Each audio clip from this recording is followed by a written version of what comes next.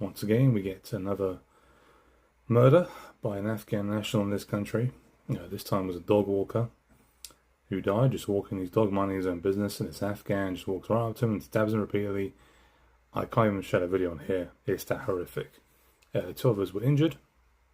The police tasered and arrested him on suspicion of murder and attempted murder at Midhurst Gardens in Uxbridge at 5 o'clock yesterday. He's an Afghan national, aged 22. Should never been in the country in the first place. Well, there you go. We just like to shoot ourselves in the foot in this country. It just keeps happening. Trouble is, we can't do much about it. We really can't, because we haven't got the power. Right? The power is in the hands of those who simply don't care. And what's even worse, there's another story that came out, which I'll cover probably in more detail, hopefully tomorrow, because I want to talk about Ukraine and Russia as well.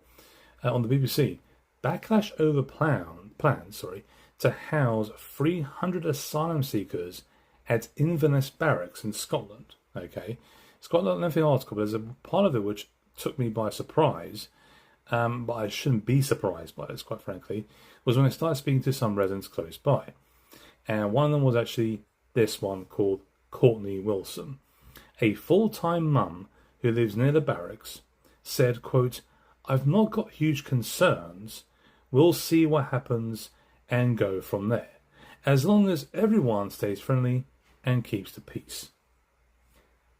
They keep saying this, and the same result happens. That's your problem right there. This is actually from a white person saying it in Scotland, along with others too, close by, who live near the barracks over there. No real concerns. Just wait and see what happens. When bad thing happens, it might have been my fault. It might have been somebody else's fault. I suppose we can just blame the far right, Brexit, or even Russia for that matter.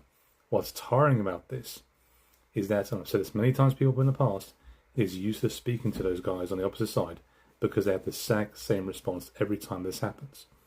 And believe me, if this was to happen to a relative of theirs or someone close to them, they would find a way of blaming themselves, or the victim, in this case, the close relative or friend, or the far right, or Brexit, or Russia.